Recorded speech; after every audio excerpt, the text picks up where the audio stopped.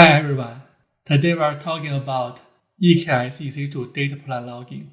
We'll cover what it is, why it's useful, and how to set it up with a hands-on demo using Terraform and kubectl command.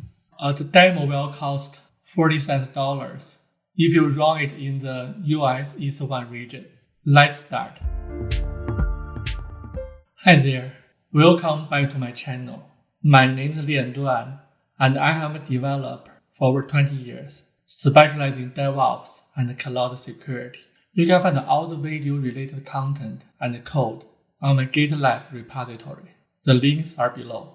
Today we'll cover EKS EC2 Data Plan Logging architecture, what is data plan logging, and how to reduce the logging cost. Finally, we run hands-on demo together. First topic, EKS EC2 logging architecture. This diagram shows how logs are managed in EKS EC2 instance. Before we jump into detail, let me share the one key point. Amazon EKS uses Fluent Bit to collect logs and send the log to the CloudWatch. Let's go through each component one by one. Amazon EKS. This is a service that manages Kubernetes cluster in AWS. EC2 Work Node is a virtual service while your application is running. App container. Inside the EC2 node, there are containers that hold your applications. Fluent Bit. It is a tool that collects the logs from your applications. Think of it as a translator that processes the logs. CloudWatch agent. This tool sends the metrics like performance data from EC2 instance to CloudWatch.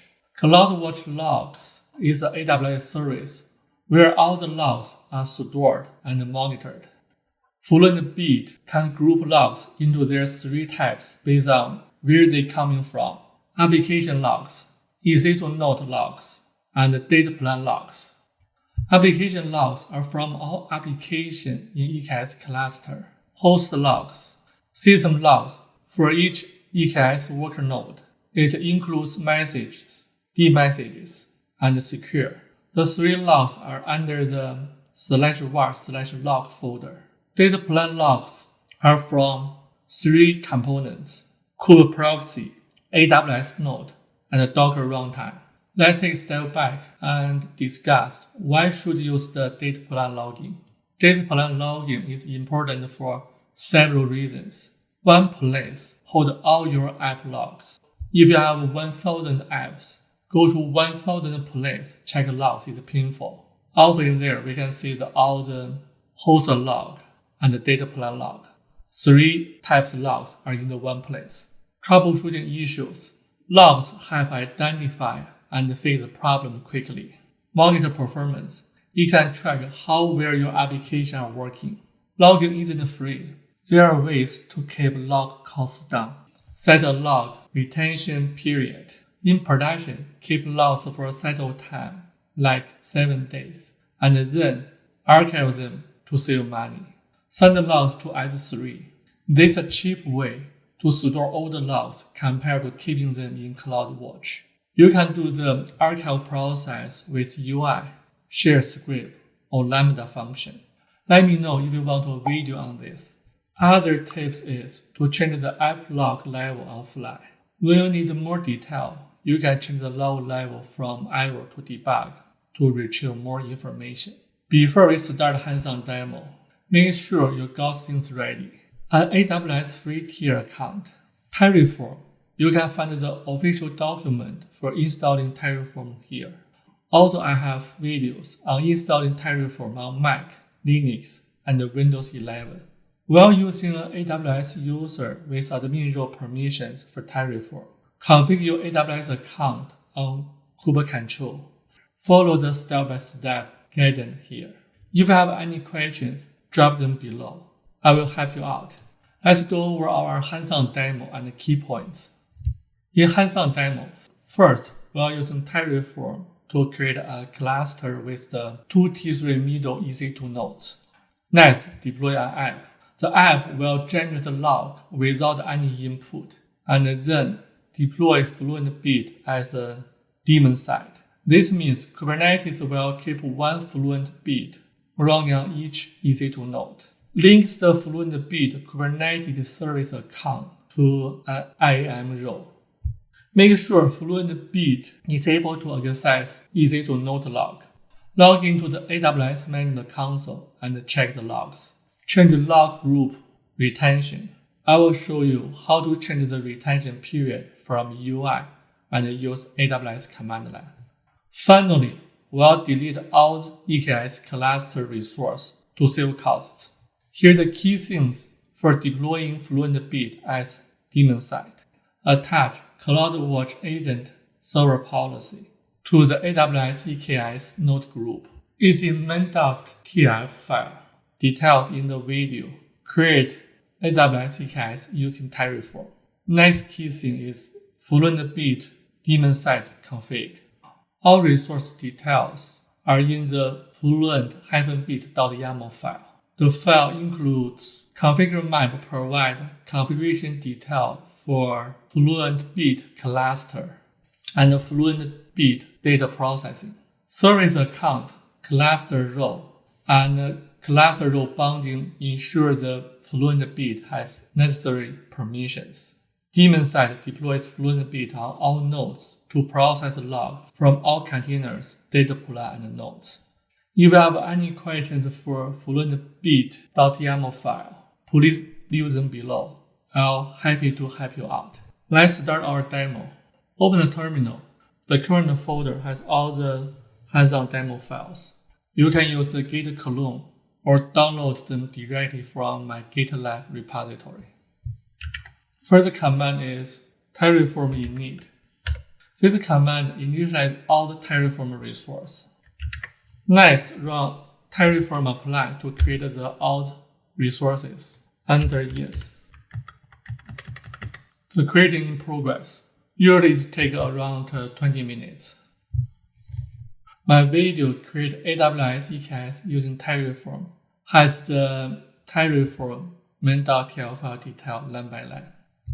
The highlighted message shows us control plan created successfully. Node group is a starting create.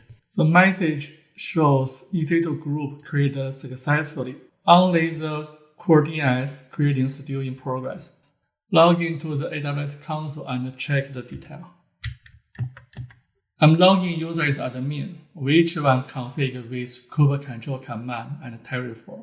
In the service area, search EKS and select Elective Kubernetes service.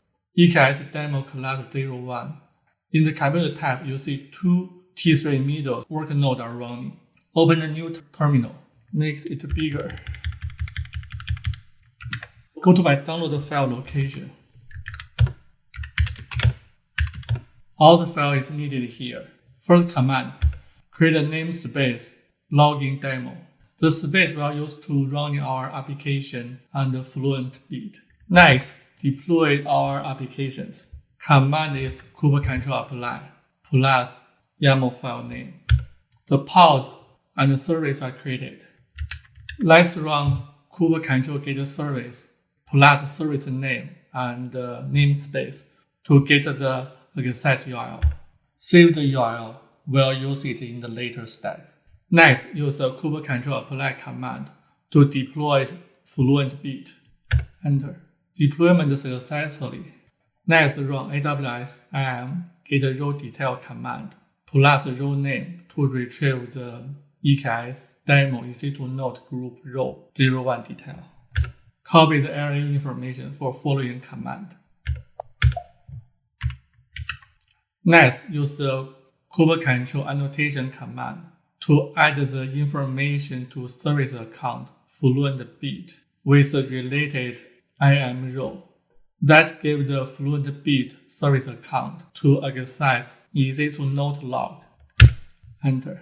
Without this annotation, Fluent Bit couldn't able to authorize AWS and send the log to the CloudWatch. Copy the external IP and paste it to the browser. If you see the JMX output information, that means our log generation app is working. Next, let's check the log. In the service area, search CloudWatch. Clerk CloudWatch. Go to the logs groups navigation menu in the left side. You see the EC2 host, EC2 data plan, EC2 application. 3 log groups are created. Let's go to the application log group. You'll see there are 2 apps are running as our deployment replica side. Click first one. You see the logs automatically generated by the app. Back to the log group. In the actions menu, we can change the retention settings. Current is 1 week. That from our Fluent Bit config. We can change it to the 5 days. Save. Back to the log group top menu. Refresh. You see the retention changed to the 5 days. By the way, the 3 log groups name are configured by the Fluent Bit. Here is a screenshot for the EC2 application group name config. I'll see how to use command line to change the file retention. Copy the file group name. In the terminal,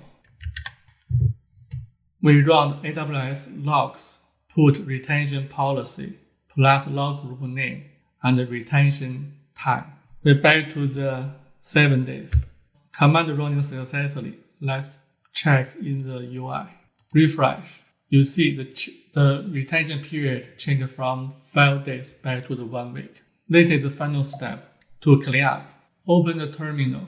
We see the cluster created successfully. First, we use the kubectl delete plus file name to remove the application and the service. Delete successfully. Finally, run the Terraform destroy command to clean up all the resources. It takes around 10 minutes. Yes. Back to our slide. This is all for today's video. Today we learned about AWS EKS EC2 Data Plan Logging and the data hands-on demo. Thank you for watching and see you in the next time.